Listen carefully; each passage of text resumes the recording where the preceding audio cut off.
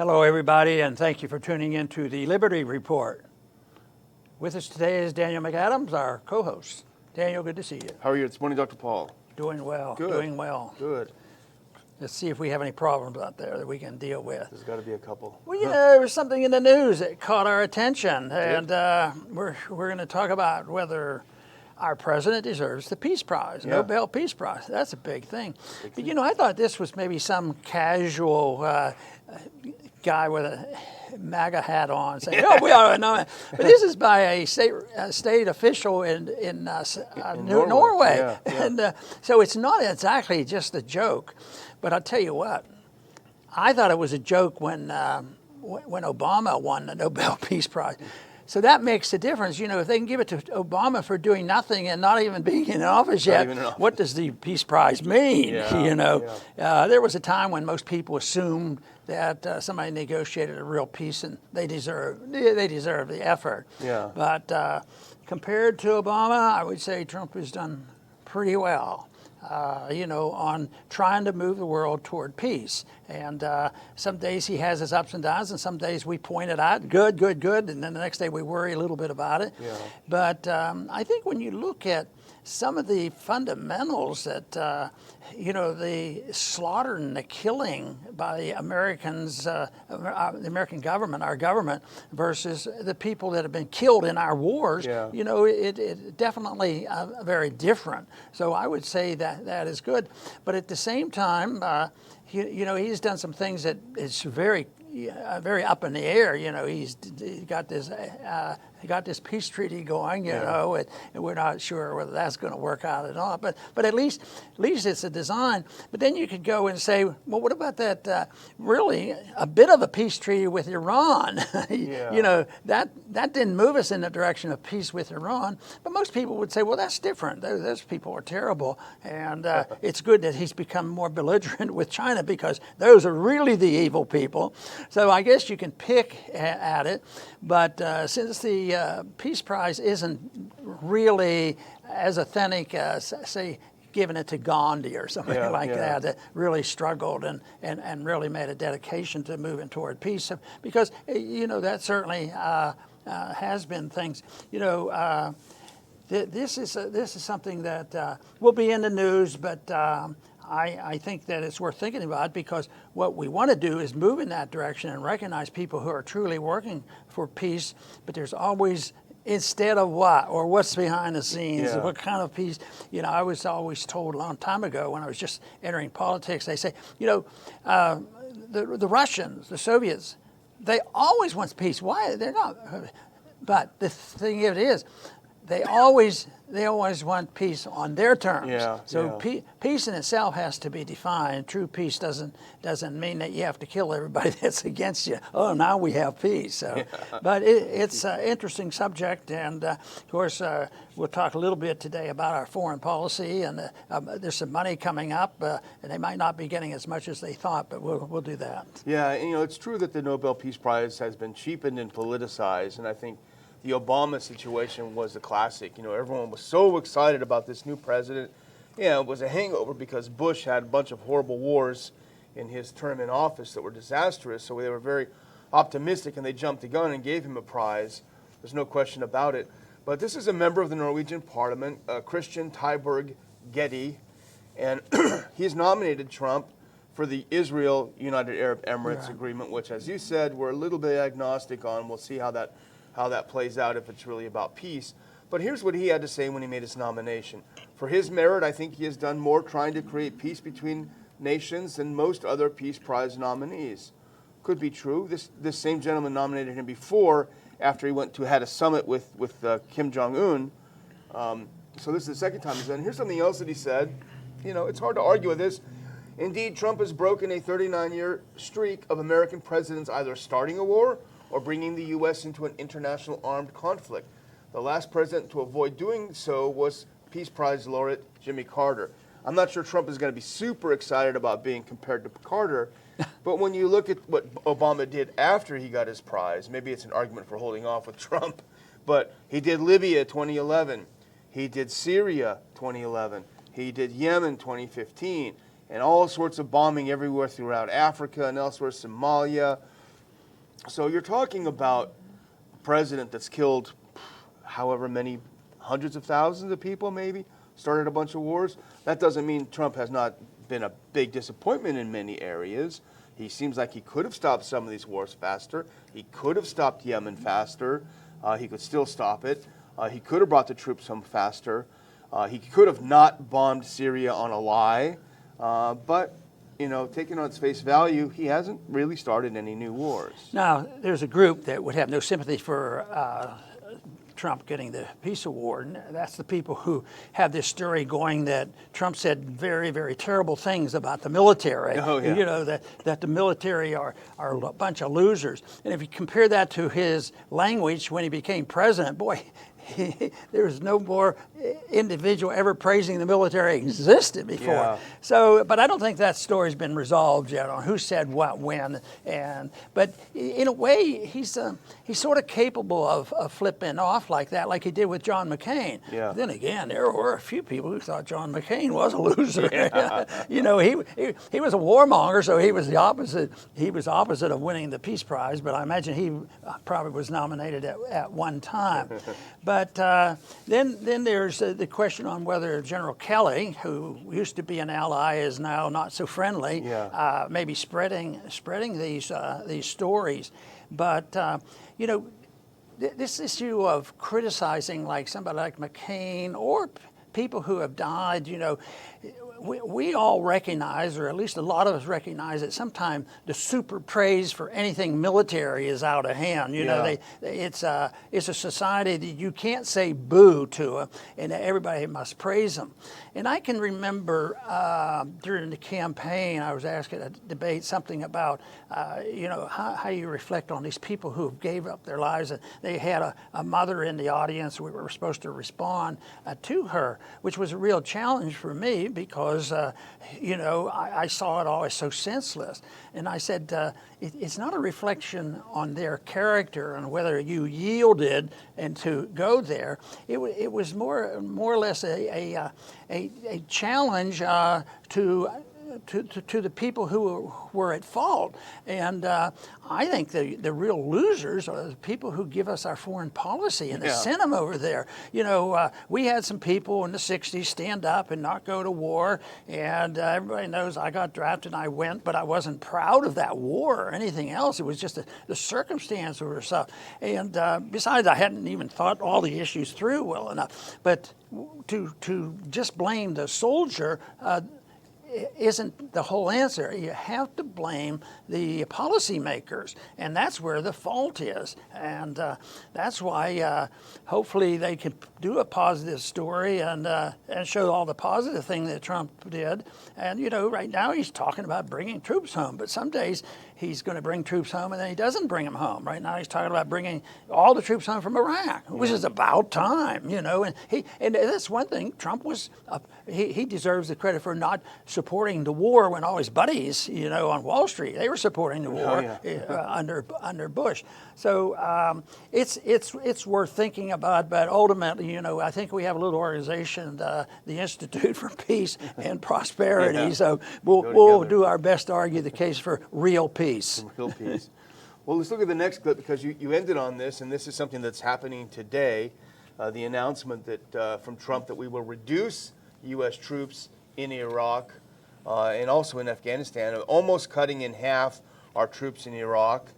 And in Afghanistan, down from 6,500 to 4,000. Trump said, we're going to be leaving, and hopefully we're going to be leaving a country that can defend itself, is what he said about Iraq. But I want to just go back on what you started with. If we can go to the next slide, actually. This is the whole, well, actually, don't go to that yet. This is the whole kerfuffle about this. So Jeffrey Goldberg writes for The Atlantic. He's pretty much of a neocon.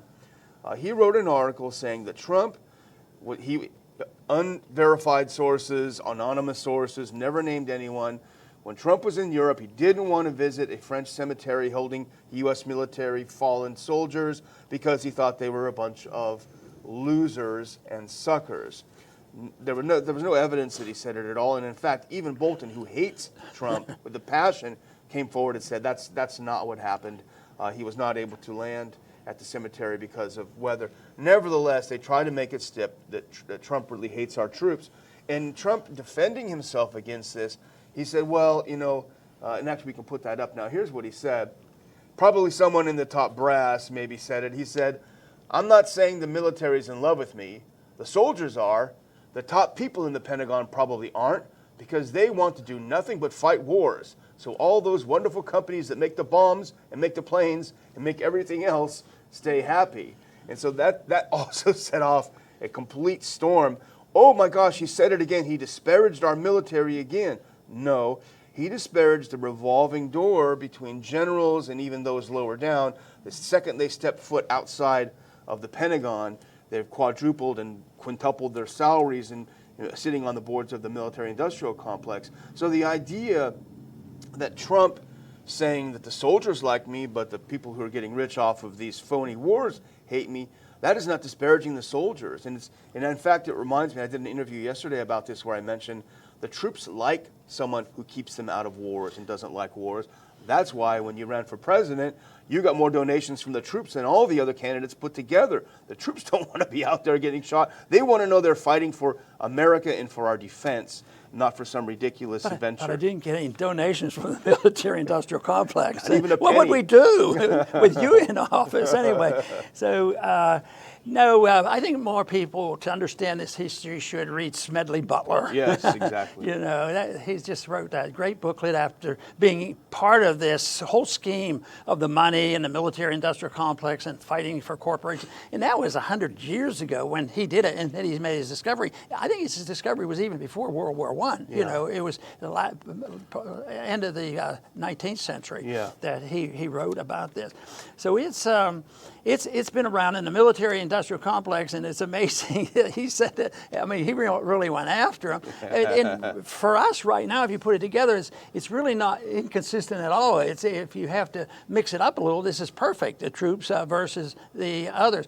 The other thing is but we don't have the draft now. You were drafted, and you had a different opinion. But the people, they're not drafted.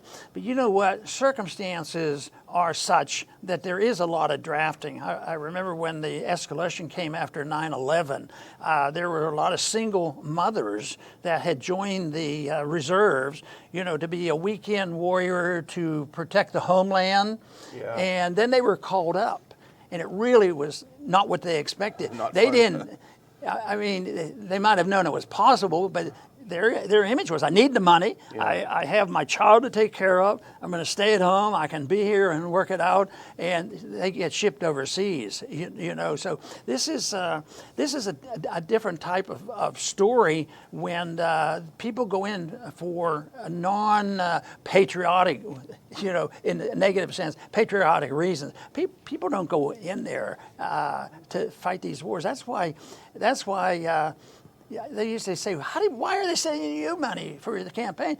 I said, well, I was in the military, and it was in the 60s, and I never said, wonder when the war's going to start. Wouldn't that be neat if we had a war going? And I would say that 99.9%, there are the sociopaths and the psychopaths in the military. Yeah. They want war. They like that kind of stuff. But most of the people I knew never for a minute thought, well, war would be a good idea. As a matter of fact, it'd be much better to think of the military as preventing the hostilities. But then there's the military-industrial complex. They like to blow up things. I think some of them don't necessarily want to kill people, and they're learning how to blow up things now with less casualties, which is a step, but it's still a way of draining prosperity and wealth out of a system, and somebody's being made to pay for it, and that would be our middle class. Yeah.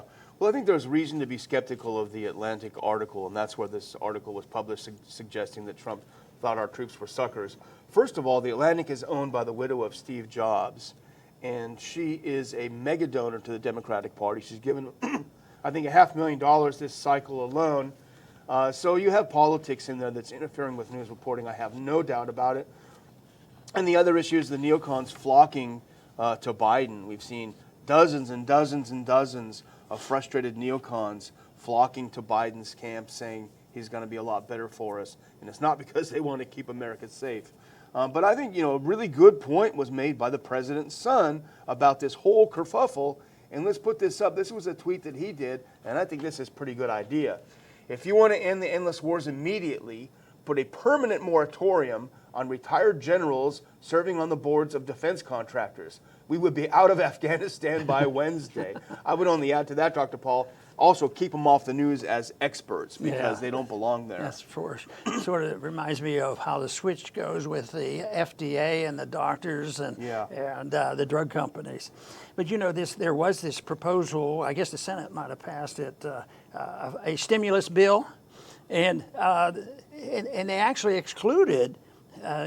Defense dollars. That doesn't mean we're safe. That means that for some good reason, whatever, they didn't put the defense money in there. And I'm sure it'll either get put back in or somebody will suffer the consequences. And it probably wasn't a huge amount of money, but it was still pretty neat that they excluded that. Maybe it was for political reasons in the midst of a campaign. Yeah, I mean, maybe McConnell accidentally did the right thing, but it was $29 billion because, the military contractors are saying, hey, everyone else got to bail out. We need some money too.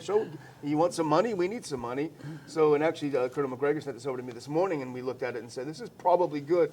Of course, our wonderful friends in the Democratic Party, the pro-peace party, they said this is dead on arrival, this bill without the money for defense and military spending. So we'll see what happens with that. But, our wars have been deadly. We've been fighting the war on terror for, 20 years now.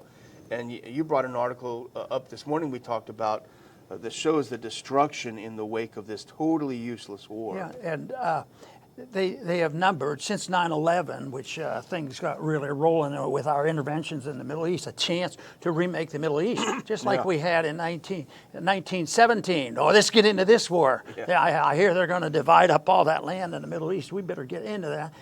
That was Wilson's position.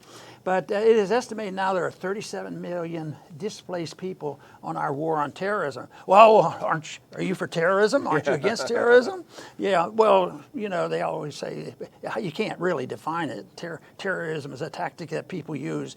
Sometimes you could say that terrorism is driving some people insane with the lockdown. They're terrorizing people and kids and everything else. But millions and millions of people are now pushed around from these wars, and we've been involved in so much of this, and Trump does at times talk about backing off, but he really, another example of I wished it could have been better is like in Syria. He wanted to get out of there, but we're still mucking around in there, and and that government is bankrupt. And what is it doing? We say, well, we don't want to help Russia. But they need Russia and their neighbors and their allies. The same way with Iran. We have that war in Iraq. What did we do? We made them allies with Iran. So it's a system that generally backfires on us. But when you look back at it, how could they have been so dumb? Yeah. There were people saying that, but nevertheless, they go ahead and start a war, and the unintended consequences and the blowback that occurs is something that gets to be argumentative. Because if somebody comes and bombs us because we had been bombing them for 10 years, that's. If you oppose that, you're unpatriotic.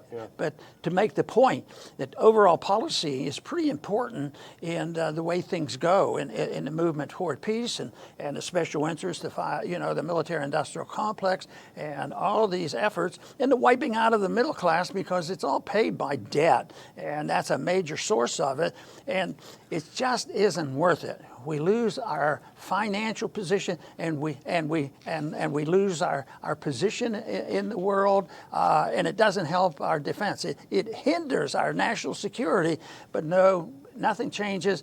And this is one area of interventionism. It doesn't change a whole lot. Now, we point out the difference between Obama and Trump, and I think that's good. But overall, the American people are still interventionists. Look how much support Trump gets for making China. We'll target China. Nobody likes the Chinese. We'll do that. So that's a different approach than we have here. That is, and we're talking about this new report, a 30-page report by Brown University's Costs of War Project, and we've talked about this over the years. But you're talking about the fallout from 20 years of of war on terrorism. They've found now that 37 million people, mostly civilians, have been displaced from their homes due to U.S. intervention in the Middle East primarily, but elsewhere. And they're talking about displaced from Afghanistan, Iraq, Pakistan, Yemen, Somalia, Philippines, Libya, and Syria. They said it may be as high as 58 million people have been displaced since the U.S. has gone hyper-interventionist in the Middle East, fighting the so-called war on terror. You know, it's kind of funny, when we were sitting in your office earlier and we discussing this a little bit, you said something that really struck a blow. It really struck me. You said, how many people have to be punished for 9/11? Yeah. You know, and that was a pretty profound statement. And for how long? For how long? 58 million people who had nothing to do with it have had their lives destroyed, literally, figuratively, in every way. Unfortunately, if we're real honest with ourselves and look at history, a lot of history is made up of exactly that problem. But I still don't think that we should give up on the idea of trying to live peacefully, because a lot of people have. At least within the borders of the United States, in my lifetime, basically things have been pretty peaceful. And there is a goal there that can be achieved, but it also seems to be human nature. And of course, I think pointing out the differences between collectivism and individualism makes all the difference in the world. Who's responsible, and what do rights mean, and do rights come from government? Because unless that's understood, it'll all be the same. It'll be power's the might. Whoever's the most powerful becomes the dictator. Yeah, that's true. Well, I was going to shift gears here. I wanted to talk a little bit about Sweden or somebody. Go ahead. Yeah, because I have a related one. So okay. No, there was a comment today. The Sweden thing is essentially over and done with, and they didn't do any lockdown, and no social distancing, and no masks, no mandates, and their economy is better. They still are not perfect free market people, but they have a system that really set an example. And every once in a while, somebody in this country will say that maybe we should study what Sweden has done. But it's almost exactly opposite of what Fauci is saying. Yeah. Even though at times he might have been on the other side there. He's a flip-flopper too, but now whatever Sweden did is wrong, and they will keep challenging them. But the evidence is there. But what's encouraging to me is people are waking up. We're seeing more and more activity that shows that the people are sick and tired of the lockdowns. And that's why they're trying to demonize Sweden so much. But we've reached a point now where the Swedes actually have a slightly lower death rate than the U.S. And that is enormously significant, because they did the polar opposite of what we did here in the U.S., as you well pointed out, and we've discussed so many times in this program. So if what they did was so wrong, then their death rate should be astronomical. They should have bodies in the street if it was such a phenomenal disaster. Turns out that it's not, and they haven't destroyed their economy like we have. They haven't caused mass mental illness like we're seeing in the U.S. with suicides, alcoholism, abuse going through the roof. That's why they want to demonize Sweden. They want to also demonize our friend in South Dakota. They want to say that the Sturgis biker rally, there's a new report that came out. They used some kind of weird cell phone data to track the people who went to Sturgis, saying it's caused 250,000 infections. But if you actually dig just slightly below the surface, the whole thing is made up. They couldn't even publish it in a medical journal because it had no peer review. It was some crazy thing. But of course, the haters jumped onto it because they want to destroy any state or country that doesn't follow, these lockdown rules. Dr. Joseph Mercola, writes on Lew's Rockwell site, and he writes about the coronavirus, the immunity sin. Now, he's claimed that the natural sequence of how immunities work and works through the population, that it's ahead of schedule. If you can chart and see how nature generally takes care of things like this, and he's claiming that the numbers are ahead. The whole country, the whole world is doing better. Of course, after the attention we got yesterday about figuring out, confirming the fact that these numbers are all mystical. It's a total myth that's going on. Along with this information come out, and yet Daniel, when are we going to go see our governor? Do you Yeah. think we ought to go up there and talk to our governor? Someone needs they won't to. back off. Someone And even needs our to. cities won't back off. So We have our death rate in Texas is down 47% from August till now. And yet the governor just had another disaster declaration. He's keeping it up, and don't even start. The legislature is still in a coma. Nobody will wake up. But here's an example. I'm going to have a couple of quick things before I close. Go. Here's an example of governments doing dumb things, finding out they don't work, and then doubling down and doing them again. And this is in the UK. We can put up this next clip. Here is the health minister of the UK, Matt Hancock.